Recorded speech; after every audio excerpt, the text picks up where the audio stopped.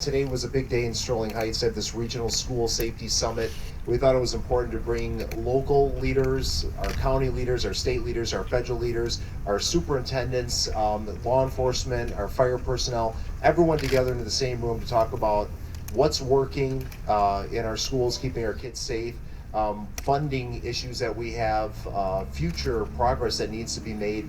First and foremost, I wanted to thank all of our elected officials behind me, those representing the city.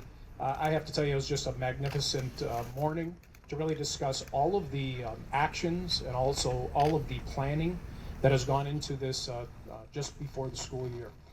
And what we had today was an opportunity to be proactive and reinforce all the different connections that we have between law enforcement and the schools and all of the support from them that goes into the school setting. So if ever there was an opportunity for us to put our best foot forward, days like today were a great start. So I appreciate the opportunity, and we continue to do the good work on behalf of our children. The county just hired a school safety specialist, and every single school in Macomb County has to submit safety plans to the county, and those things have to be relatively kind of unified so that we don't have the shotgun approach to how we do school safety. Now, when it gets down to individual school districts, they might train a little bit differently. It's Run, Hide, Fight, or Else, very similar programs.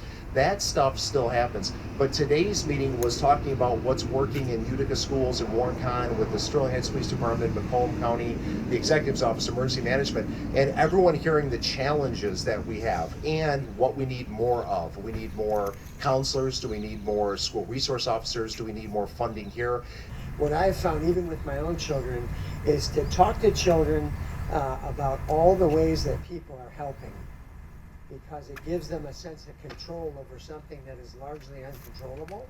And when you consider any kind of tragedy or world event, whether it's an earthquake or whatnot, I found that talking to children about the people who are helping gives them a sense of control that makes their return to wherever it is that much easier.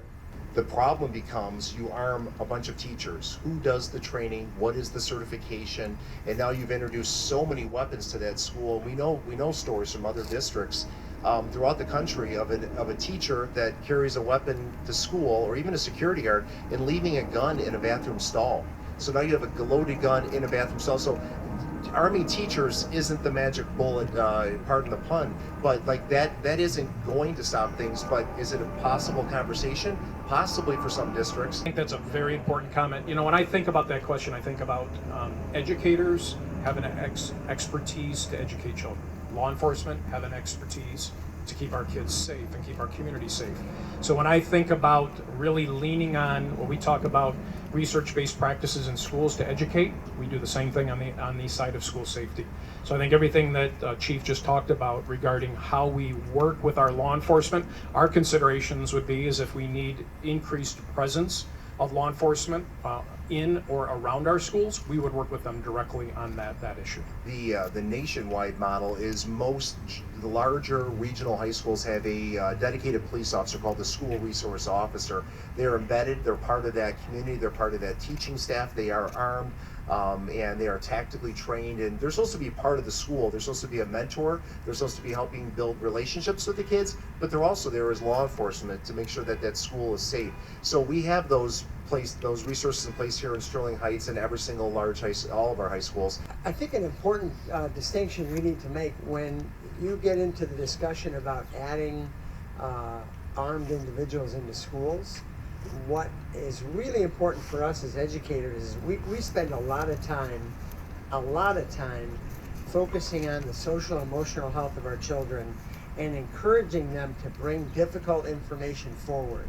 And in a situation like Oxford, when all of the copycat stuff happens in the week or two that follows, we're batting 1,000 on every kid that ever made us threaten the school. We catch them every time because the kids feel comfortable coming forward and sharing that information. And one of the dangers about going down the road of arming schools is it gives people a false sense of security as to where the true prevention is going to come from in a school setting. And Uvalde, Texas is a shining example of that.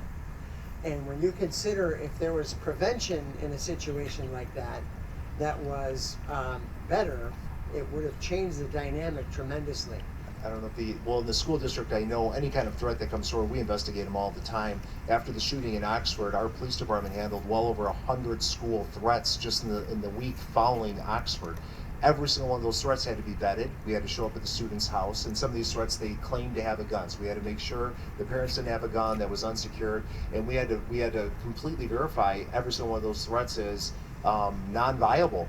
It was a huge tax on resources. The school district was helping us immensely going through this. And as far as signs go, our teachers, I know the educators are taught if they see something unusual with that student behavior to report it to administration, and that's why their school counselors are involved. That's why the OK to Say, again, saw a 67% increase in the number of threats being reported, because I think kids are getting sick of this. I have a 17-year-old and a 20-year-old at home, and they both, every time something like this happens, they both say, this is so stupid. Why would someone say this or do this? I wish more kids would have that mentality to report unusual, bad behavior to administrators. And again, we talked about arming, having more police officers, more guns in schools. But I think, God, dollar for dollar, if you can put more money into reporting, into mental health, into counseling, those dollars pay 10 to 100 fold on the back end.